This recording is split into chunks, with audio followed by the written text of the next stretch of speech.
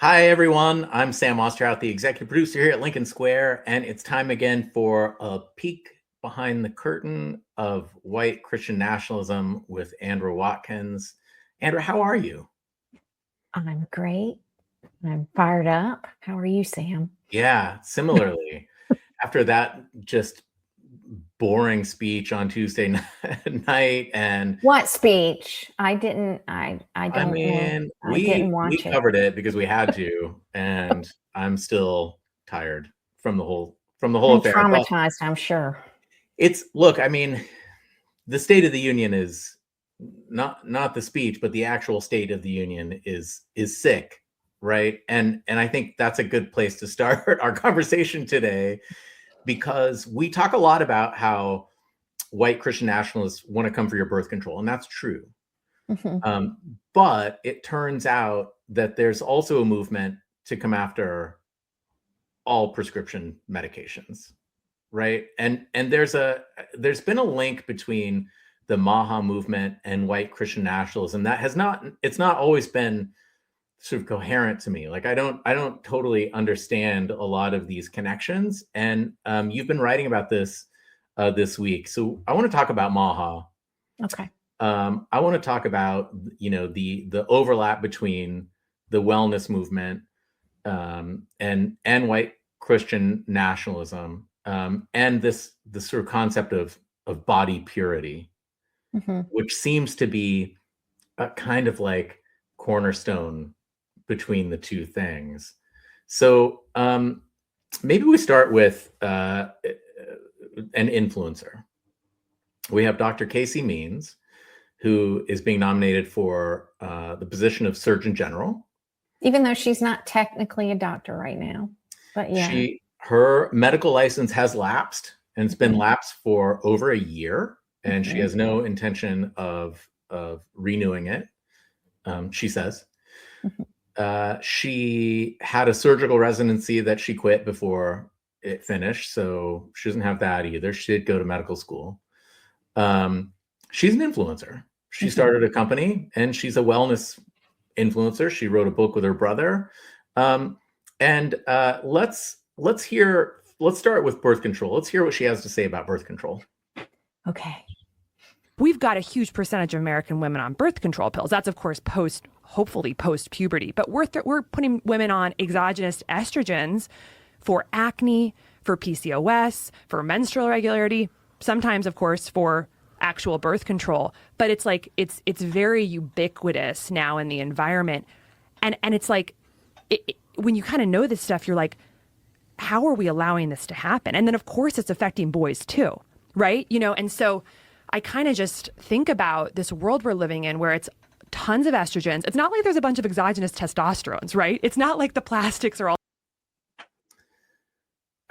I mean, so I want to get your take on this, but I just want to say, she's like, we're giving women medications, this birth control for,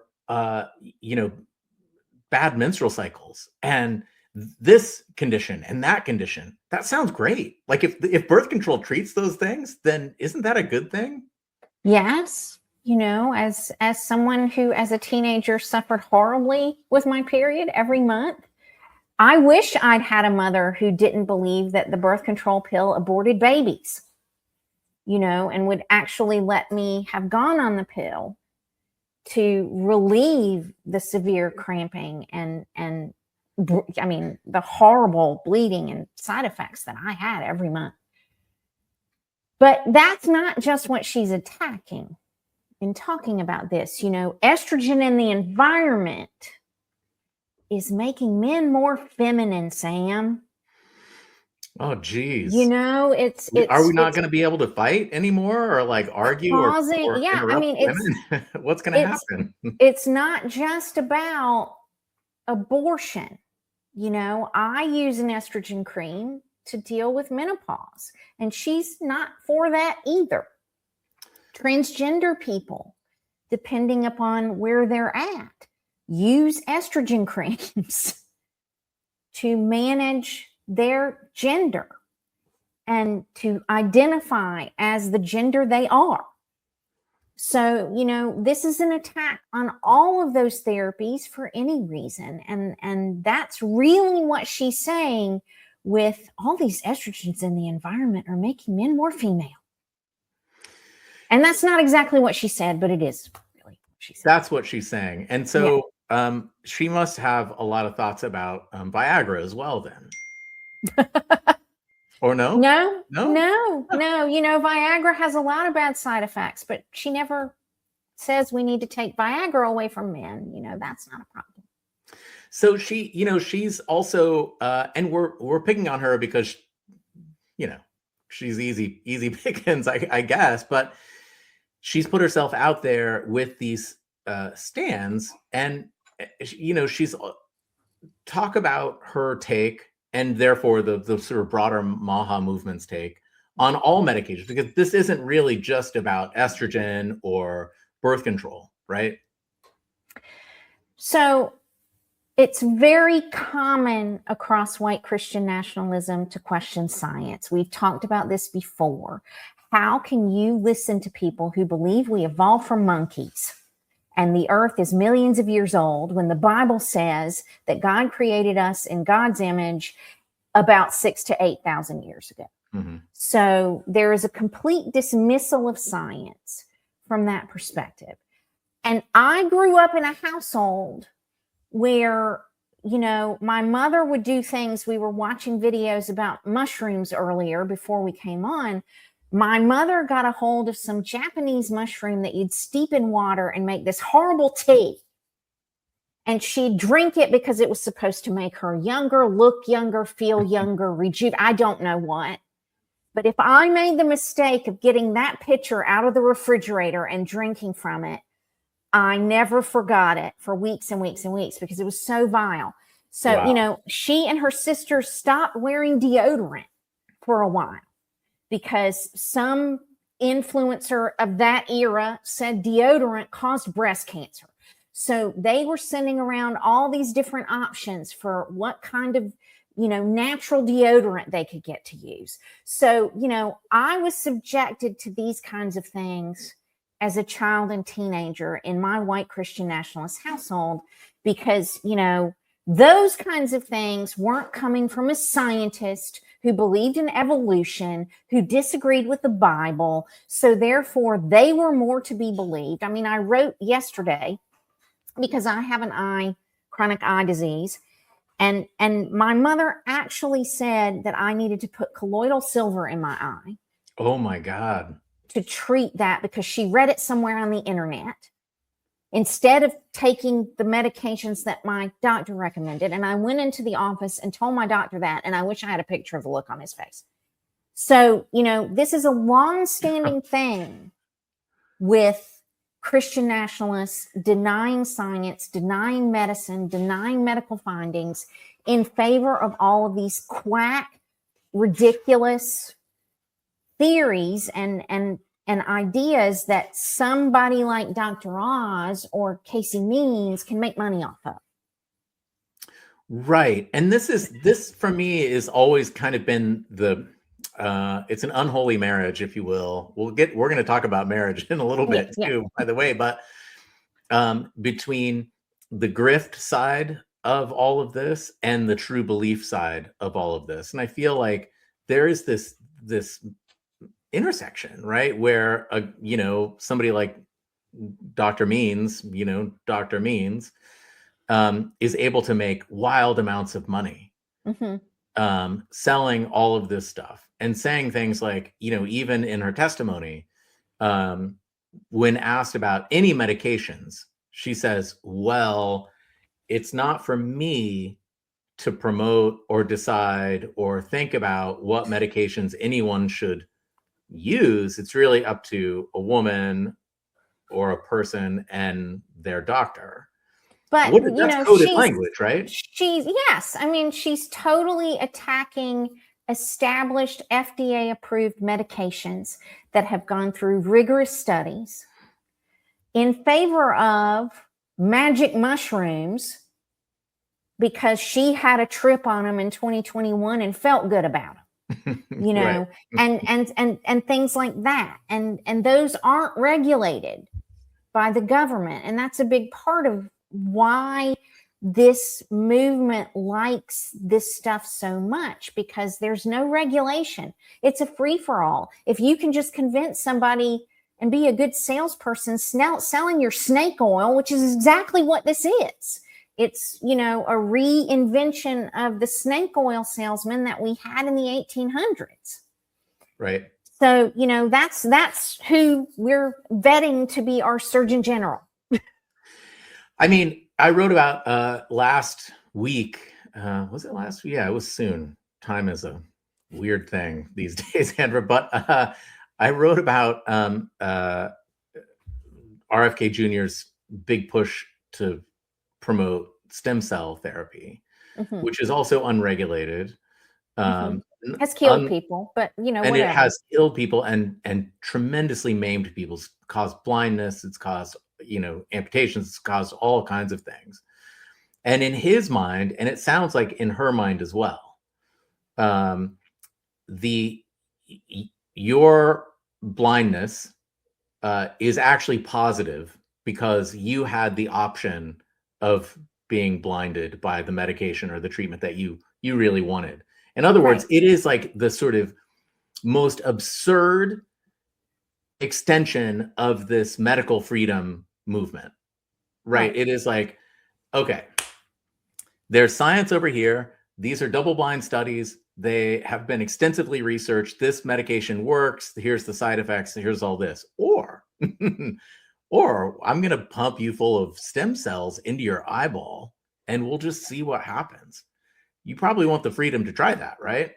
No, I don't actually. But, you know, they want you to have the freedom to try it. In fact, every time she said in that hearing yesterday, and we're recording this on Thursday for Sunday, so I'm talking about Wednesday.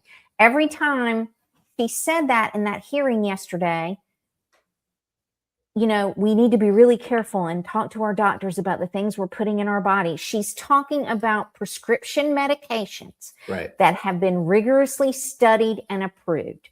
She is not talking about her therapies. She is not talking about Dr. Oz's therapies. She is not talking about magic mushrooms. She is not talking about any of those things that any of these grifters in her orbit are making money off of. She is talking about taking away tried and true medications that help people feel better and help people live longer, period. And that's what you need to remember every time she opens her mouth and says that. So there's this, you know, Wellness-to-Fascism Pipeline.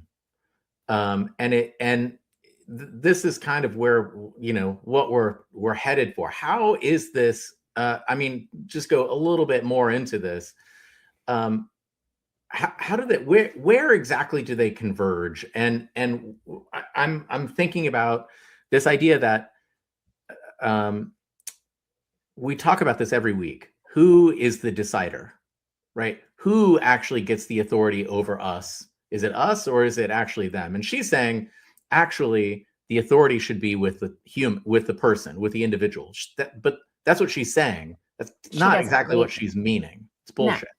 No, I mean, on the New Right Tech Bro side of this, we have multiple documented places an incredible fascination with immortality. Right. You know, Peter Thiel gets his blood replaced by the blood of younger people. We have the billionaire that spent billions of dollars, you know, having his blood and cells and all of this stuff replaced and doing all kinds of things to himself to try to hack death. Right.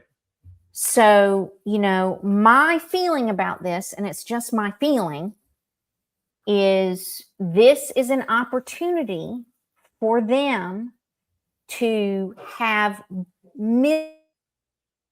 as guinea pigs for their search for immortality. And if a bunch of us die, they don't care as long as they achieve their immortality.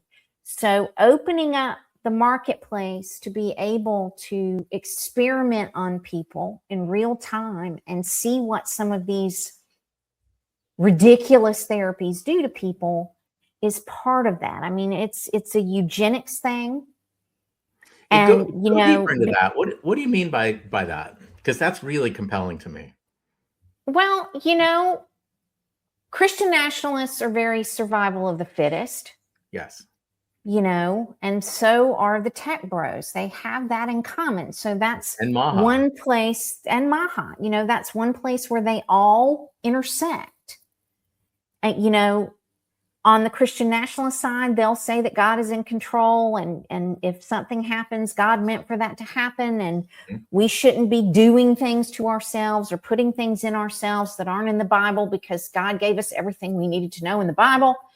So, and then you have the MAHA people who are very much, we need to do natural therapies and things that are, not man-made, synthetic, chemical-based, even though a lot of our prescription medications came from Native American of course, cultures and those kinds of things. So they evolved, and capitalists patented them and maybe improved them. I don't know.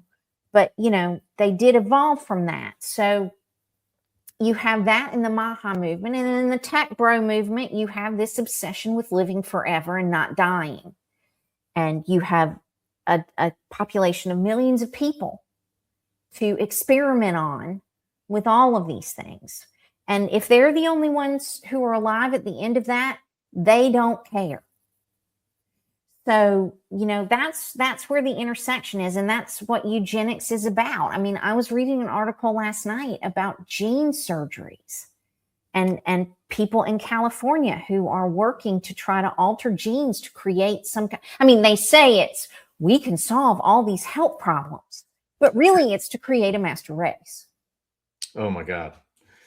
Well, so I want to kind of transition this into there's trad wife movement, and that also seems like a stepping stone in the conversation we're having, right? This the woman at home, no birth control, it's bad for your body, it's bad for your children, you're putting it in the environment, how can you raise your family? Your husband's drinking the water and becoming more feminized every time he Yes. drinks water.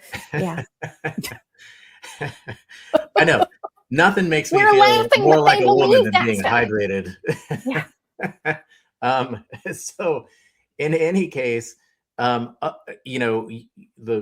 mother, the father, they are the arbiters of all medical information as they understand it from the internet and so on and so forth. And they not only want to ban or make it very difficult to have contraception. Let's be honest. They want to ban contraception. Right. They want to ban all contraception. Exactly. And whether it's because they think that it's feminizing men, or there's too much, estrogen in the water supply, or because they're afraid that you're not having enough babies, and that's not God's plan. That's a common link. And we get back now to the coercion, this thing. And that's, I think, the biggest thing here. It's not just that they believe those things. Fine. If you don't want to take birth control, then don't. More power to you. Right. They don't want you to take birth control.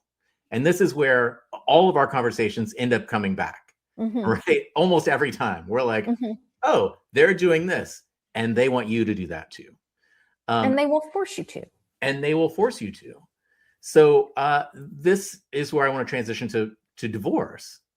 Because you've written this week about no-fault divorce and their attack on divorce, and you're always the translator for this. So translate, what's happening here?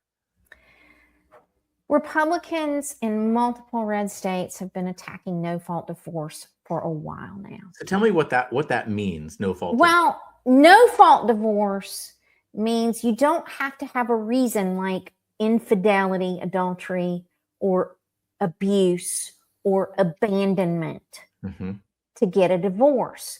You can just go and say, we just don't get along anymore, and get a divorce due to irreconcilable differences. That is a no-fault divorce.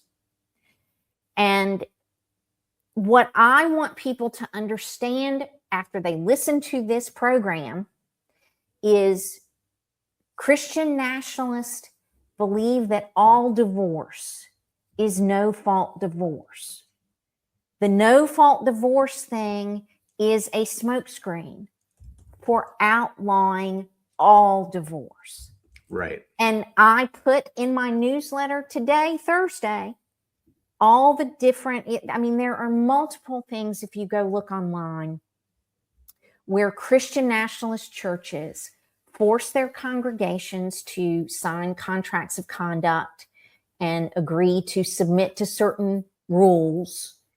And you can find multiple churches of those online where women have been coerced to stay with husbands who rape them repeatedly, who abuse their children, sexually abuse their children, abused them physically or emotionally.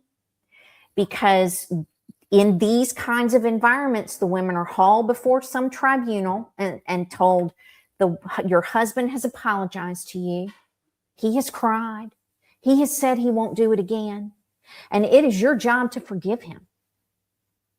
And, you know, to be in God's will and to be part of this congregation, you have to forgive him.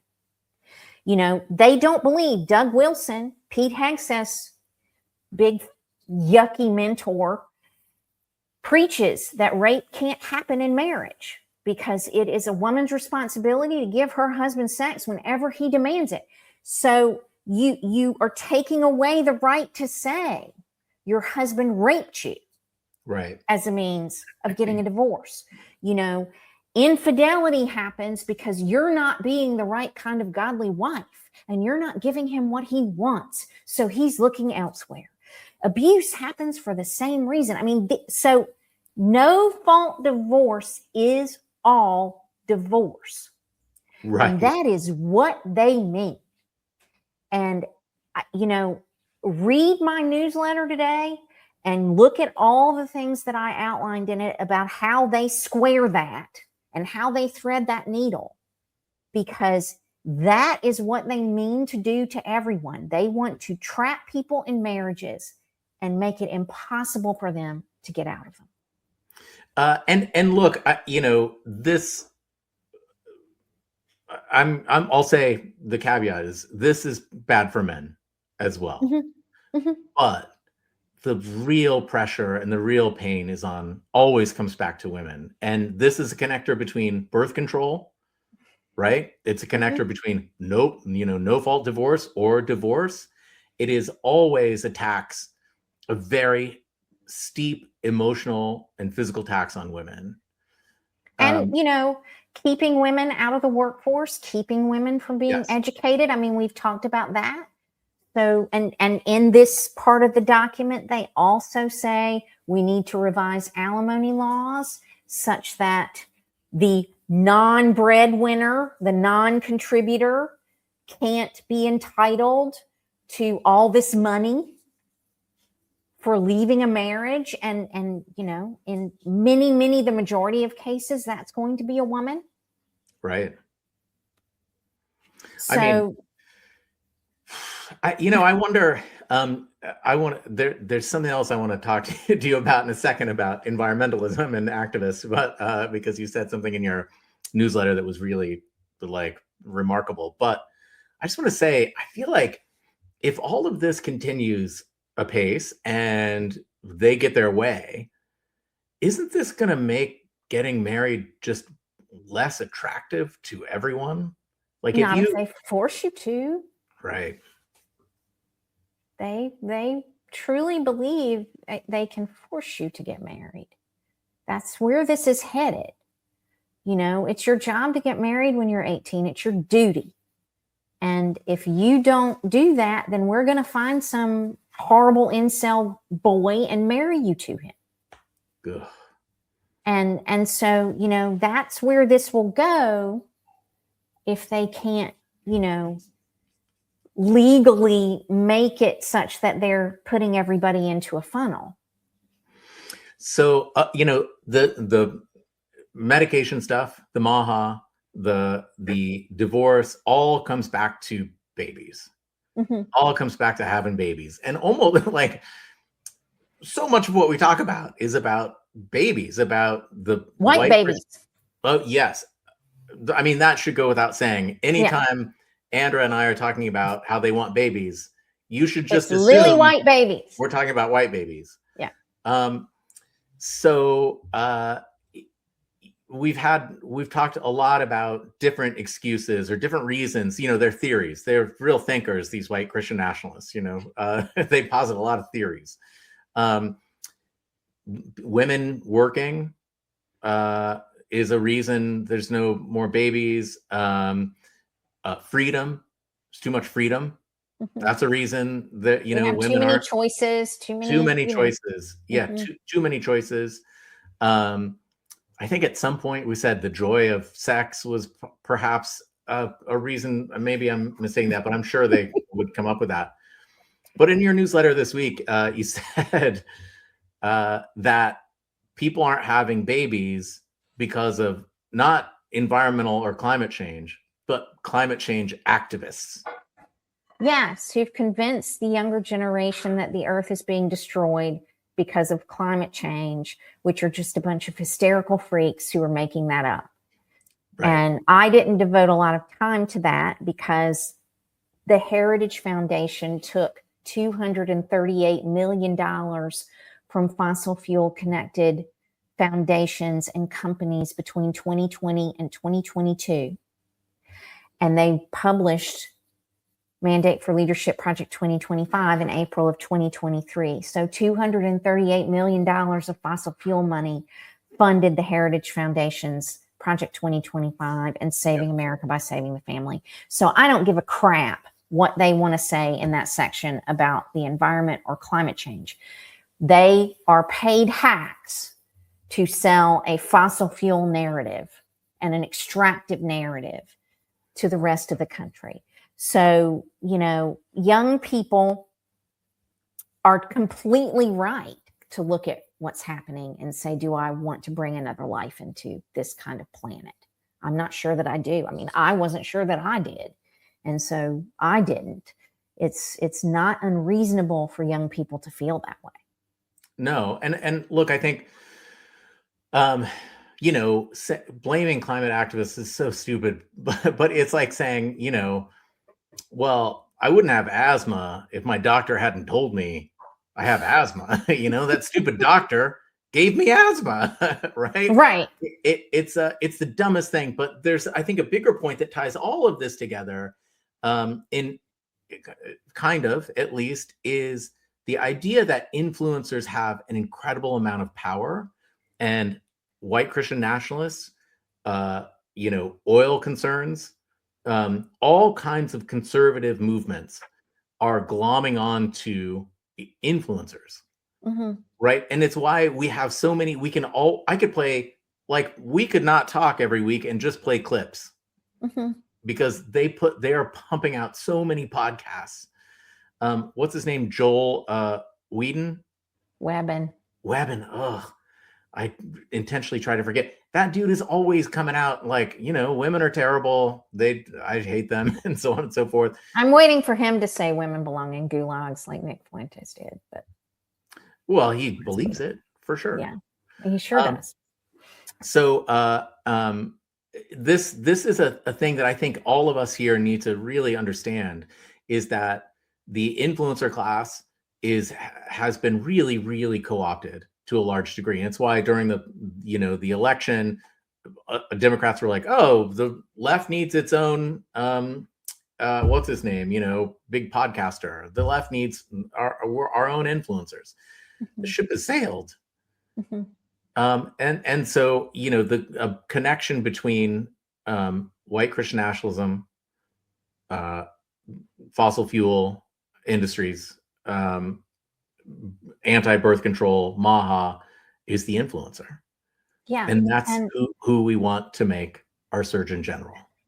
And that's part of what we all need to look at ourselves in the mirror and say, what is it about American values? What is it about what we individually and collectively value that got us to the place where we have snake oil salesmen in the top healthcare spots in our government? You know, is it our need to have only follow people who have a lot of followers because they must know what they're talking about? Is it our attraction to celebrities and people who have big names? Is it our need to constantly be entertained? Is it our need to just only hear things we want to hear and that validate our own beliefs? You know, because those are individual and collective values as Americans that have gotten us here. And that, you know, I mean, you can call you and me influencers too. We're sitting here talking on the internet, but Sure. I do not sit and tell anybody what they want to hear. I would rather go off and live my life and do other things than sit here and show up and talk about some of the things that I feel like need to be talked about every week. Right. So, you know, I'm not showing up going, how did this play and how do I need to spin it so that more people will, I don't care about that. And I don't take sponsorship money. I don't let anybody pay me to say anything. So, you know, we have to look as individual Americans at how we're valuing things that perpetuate that and stop that. Yeah. That's a good place to sort of stop. And I think, you know, on that note, everyone, if you haven't subscribed to For Such a Time as This, you really ought to. And you know, you can subscribe for free to Lincoln Square and For Such a Time as This as well, to support the work.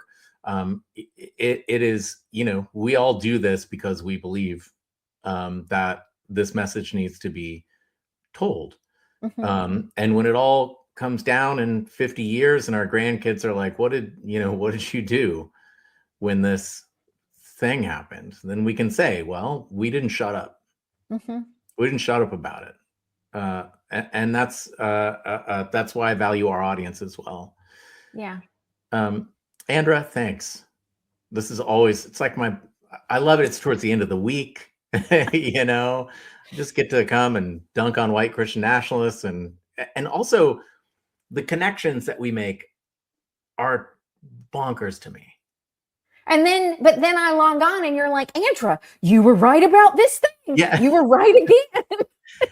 And somebody's, you know, I'm the worst person at a party because I know you, because somebody's like, hey, what is, you know, they want to do away with no fault divorce. And I'm like, well, actually, and then they're like, oh no, why did I say anything? Yeah. Yeah. So I appreciate that. I'm that person too. Yeah. Everywhere.